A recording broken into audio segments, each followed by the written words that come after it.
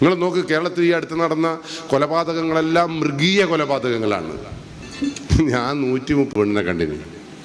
ഒരൊറ്റ പെണ്ണ് തന്നെ വേണ്ടാന്ന് എല്ലെണ്ണോ. 133ാമത് നിങ്ങളെ നാട്ടിൽ നിന്ന് കണ്ട ഒരു പെണ്ണ എൻ്റെ കൂടി ഇപ്പോൾ ഉള്ളത്. അങ്ങനെയാണെങ്കിൽ എന്നെ ഇഷ്ടമില്ല എന്ന് പറഞ്ഞ സ്ഥിതിക്ക് ഞാൻ എല്ലാത്തിനും പെട്രോൾ കൊളുത്തി കൊല്ലണ്ടേ? ഞാൻ കൊന്നിക്കില്ല. കാരണം എന്താ?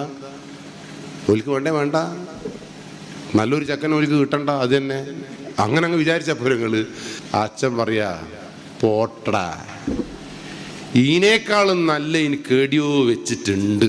അന്ന് അച്ഛൻ എന്നോട് നെഗറ്റീവാ പറഞ്ഞെങ്കിൽ ഞാനും കൊല്ലുമായിരുന്നു. അപ്പൊ അവിടെയാണ് വിഷയം. നമ്മൾ പറഞ്ഞു തരുന്ന സംഗതിയല്ലേ നമ്മൾ മുന്നോട്ട് കൊണ്ടു. അപ്പൊ നമ്മളെ കുട്ടികളെ സ്വതന്ത്രമായി വിടുമ്പോൾ അവരെ വ്യക്തി സ്വാതന്ത്ര്യം എന്നൊക്കെ പറയുമ്പോൾ അവർക്ക് ഇഷ്ടമില്ലാത്ത സംഗതികൾ എന്ന് പറയുന്ന സാധനത്തിന് പൊതുബോധവും കൂടി ഉണ്ടാക്കിയെടുക്കാൻ പറ്റണം. ഒരു പെണ്ണ് വേണ്ടാന്ന് പറഞ്ഞാൽ വേണ്ട, അതാണ്. അല്ലാണ്ട് പെണ്ണിനെ നിർബന്ധിച്ചിട്ട് എൻ്റെ ജീവിതത്തിലേക്ക് കൊണ്ടുവന്നാൽ ജീവിതം മുന്നോട്ട് പോകാൻ പറ്റുമോ? അതെന്താ മനസ്സിലാക്കാൻ പറ്റാത്തത്? അത് ആരെന്താ പഠിപ്പിക്കാൻ കഴിയാത്തത്? അവിടെയാണ് വിഷയം. അതുകൊണ്ട് നമ്മൾ ഈ ലഹരി എന്ന് പറയുന്ന സാധനം ഉള്ളിടത്തോളം കാലം ഇത് ഭീകരം. അതുകൊണ്ടാണ് എറണാകുളത്ത് ഗാനമേളക്കിടയിൽ 12 ആളാണ് കഴിഞ്ഞ കുത്തേറ്റ് മരിച്ചത്. നിങ്ങൾക്ക് ഇട്ടുള്ള പാട്ട് പോകുമ്പോഴും വേറെ മറ്റും തുള്ളും ആടും അതെല്ലാം ഉണ്ടാവും, അടിയെല്ലാം. പക്ഷെ കുത്തേറ്റ് മരിക്കുന്നത് ഈ MDMA ഉപയോഗിച്ചാൽ കൊല്ലുന്നതിനൊരു വിഷയമില്ല. പ്രണയമാണ് വിഷയമെങ്കിൽ പ്രണയിക്കുന്നതിനപ്പുറത്തേക്ക് വേറെ ഒന്നിനും സ്വീകരിക്കില്ല. ഇനി മതമാണ് പ്രശ്നമെങ്കിൽ MDMA ഉപയോഗിക്കുന്ന ഒരു ചങ്ങായിക്ക് മതത്തോടാണ് ഇഷ്ടമെങ്കിൽ ഓൻ്റെ മതത്തിന് ആരെങ്കിലും പറയേണ്ട മറ്റോ കൊന്നാളിയും.